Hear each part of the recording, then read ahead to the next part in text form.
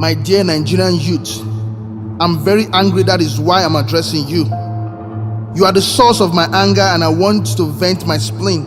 Maybe not to you directly, but to the arrogance of your ignorance. You sit in front of the computer and rant all day through social media, but every click you make money not for yourself, but for Mark. Yes, Mark Zuckerberg, the owner of Facebook.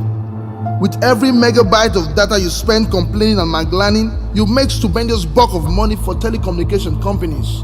Over the next 2 years, the number of Nigerian millionaires will jump by 47%. But most likely you are not going to be among, because you are too busy whining and complaining. And about 60% of Nigerian over 170 million population are below 35 years.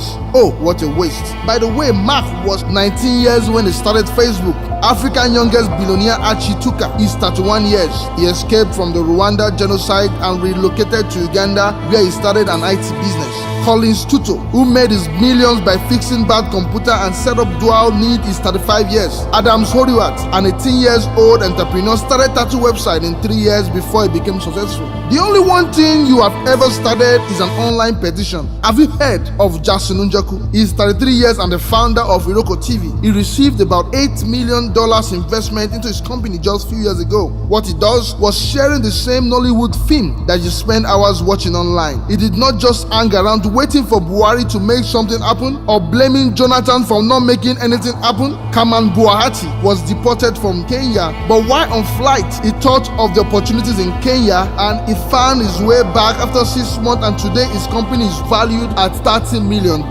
He's 36 years. Have you heard of Chinedu Echoram? Apple just paid him about $1 billion for his app. He's a Nigerian like you. What he did was to attempt to fix a problem, but for you, the only one thing you fix are your nails or your hairdo. Chinedu moved from New York in 1995 and found it difficult to navigate the city with ease, so he developed Hoopstop to fix the problem. Stop listing your problem, we know them already, but what are you doing about them?